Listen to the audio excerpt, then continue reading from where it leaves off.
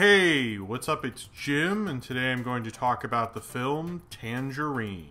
One of the things that I particularly like about independent film is the energy of a young filmmaker, the raw energy that a well-composed studio picture could never encapsulate. And that's one of the great things about independent film, and Tangerine does that as soon as it rockets off to bouncing hard beats, as soon as Cindy goes and tries to look for the girl that her fiance Chester has been cheating on her with while she was in jail for the past month. It just goes off and it just hits you and you're in it. You're kind of just along for the ride in a lot of it, and it's just a glorious ride to be on. One of the things that I just love about Tangerine, I rarely see films with this kind of energy at the beginning that pay off to go through the entire film, that get you in and you just find so rewarding and amazing. And Tangerine is that kind of a movie. It's infectious. Like, you feel kind of rejuvenated seeing Tangerine. They shot this on a low budget. It feels very raw. It doesn't feel as polished. It feels more expressive in a lot of ways than a lot of independent film does. And this was, of course, the film that was shot on an iPhone 5S. The director put an anamorphic lens on his iPhone and used like a special app, bring it down to 24 frames a second so it looked more like film. And apparently at the Sundance premiere he didn't tell anyone until after it showed how he shot it, which I think is a really cool gimmick to do after a premiere. But rather than just saying like, oh, this is the movie that was shot on an iPhone, and talking about how there'll probably be more films shot on iPhones, which I've always thought that will probably be true. And look at those ads Apple's making now where they're like, this was shot on an iPhone, look how pretty it is and such. But this isn't about that, and I don't think the cinematography is made to be pretty. It's certainly got a great color scheme to it, and the colors really pop. It just feels like it is a real world, but almost like it's a fantasy world. I've never been to LA, so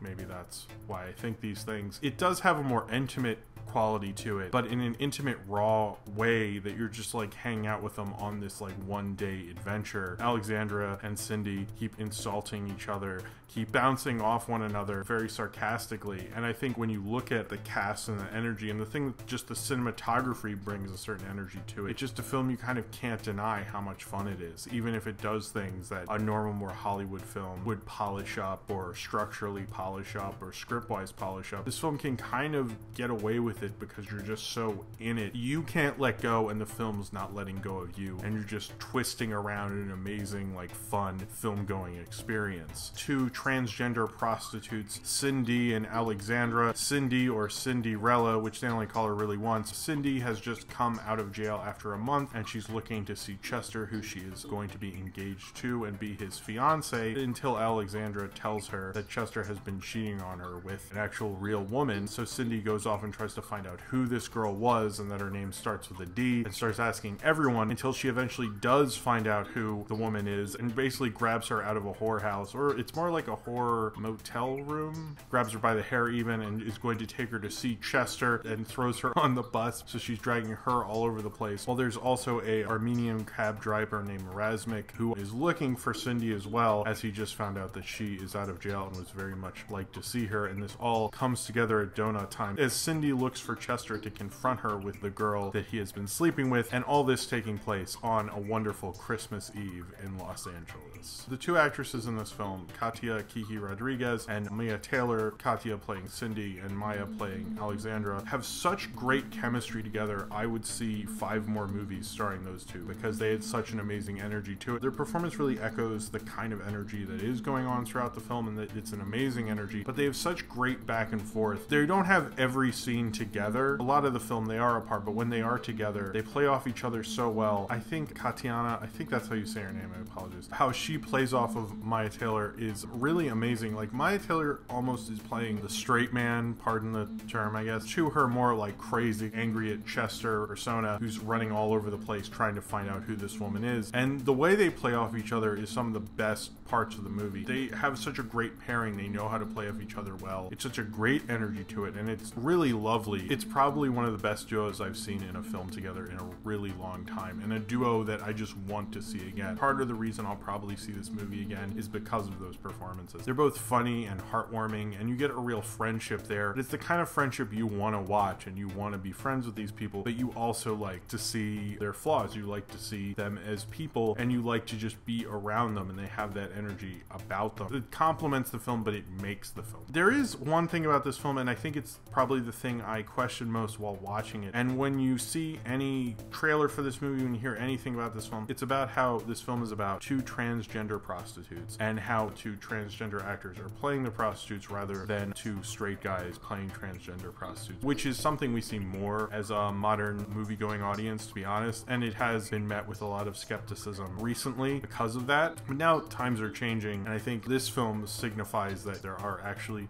very talented transgender actors, and we don't need to have like Jared Leto put on a dress or anything like that when we have actual actors who can portray that kind of life more effectively. It's also one of the few films or TV shows or anything about anyone who's transgender who isn't about the transition period. It's just they are transgender and they're in this life, and that's it. Other than people like John Waters, I can't think of many people who do that, which is honestly really refreshing, especially when that's such a topic of conversation now. But the plot of Razmik, who's the Armenian cab driver, is a big focus of the film, and you'd be kind of surprised. In fact, when it started focusing on him as much, I was a little confused. I was like, who is this person? Like, this was not the movie I signed up for. And at first I was like, how is this connecting? Like, it feels like it's taking me out of the movie at first. And then I started just kind of going with it. And there's a lot of gambles and a lot of checks that a lot of films can't cash when it breaks from structure and tries to do things. It is a ballsy thing to do, not have this just about Cindy and Alexandra, and also really be about Razmik. I mean, he's kind of like the third lead in the movie. Like, really, half the film I was like, I know this is not something you're supposed to do. Script-wise and structure-wise, I should point this out, and this should be the point where I go, well, this is the problem with this movie. And I think as someone who watches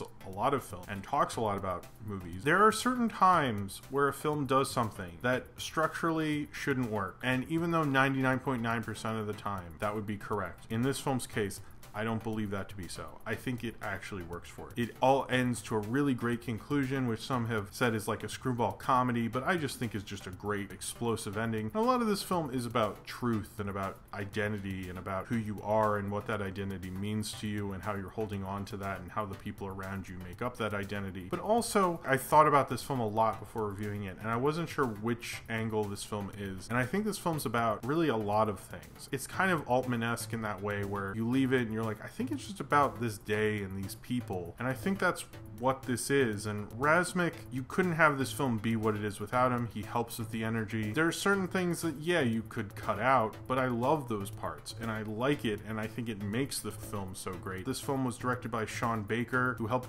create Greg the Bunny way back when, and has directed other films before, and apparently his other films don't have as much energy, aren't as raw, don't feel as smaller and low budget. When I watched it, I thought it was done by a first-time director, and I mean that in the best way. Like, it just had that amazing explosive energy. I didn't think it could be done by someone who has so much experience, which says more about him as a filmmaker than I can think about anyone, because there's a lot of filmmakers who try to direct like a first-time director and fail miserably, and there's others like Soderbergh did with Magic Mike, where he directed it so well, but almost like a knowing older director trying to direct like a first-time director, and it worked very well. But Sean S. Baker, it feels so much like a first-time director. Sometimes when you see people do that, like in Dope, it felt calculated. In Tangerine, it doesn't feel calculated. It just feels authentic. Like, it understands that world. I don't live in that world. I've never even been to that world, never been to Donut Time, but I felt like it was authentic, and that energy and that authenticity breathes off the screen in such a way that it's just an amazing thing to watch. There's some films that you just have to be there, you have to experience, you have to see all of what it can do and just sit back and let it envelop you. And I think Tangerine is kind of like that. While I was watching it, was like, in some ways, like, I wish I could go deeper into that, but in another way, I feel like there's so much more I can take from it on repeat viewings. I think it's a really smart movie. I think it's a smart movie that understands how to be a smaller, simpler movie, and what's so glorious about that. There's some filmmaking in this that he should probably like know better at this point, but he kind of just does anyway, and stylistically it works out in such an authentic way that it's not like you're watching someone like trying to have like a midlife filmmaking crisis, they're really believing it. And I think that's the awesome thing about Tangerine. It's almost like a very good summertime movie because it has such a youthful energy to it. It makes you like kind of excited for films again. Not just because it's different and the actors are transgender, and there's so many things to point out about this film that gives it an edge. But all of that aside, it's just a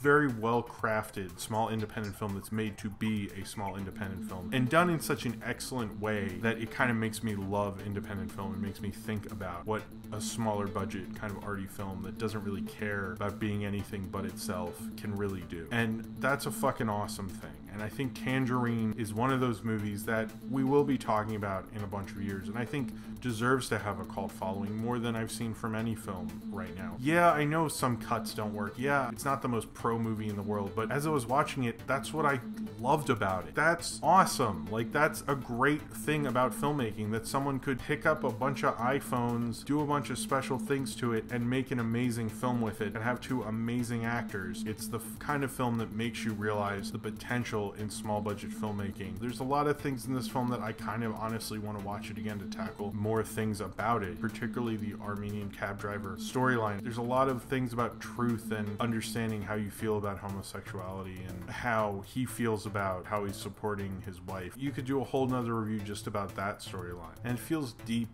and authentic, like an Altman film, and that you're entering this world and almost feeling like you understand it. As I've said, I've never been there. I've never even been to California, and maybe someone will comment, you don't know shit and you pronounce that actress's name wrong. This is just the kind of film that shows you what filmmaking can really do and what you can do on a small level with a very visual medium. And this is the kind of film that really captures that, and captures such great moments, from Cindy and Alexandra's just chemistry together, to Alexandra blowing Razmik in a car wash, to Alexandra singing in the bar. There's just so many great moments in this film that I just loved and kept thinking about. But I honestly just kept thinking about the energy to it, and probably one of the more fun and lively films that I've experienced this summer. So if you have seen Tangerine and you would like to talk about it, then comment below in the comments and subscribe if you would like to.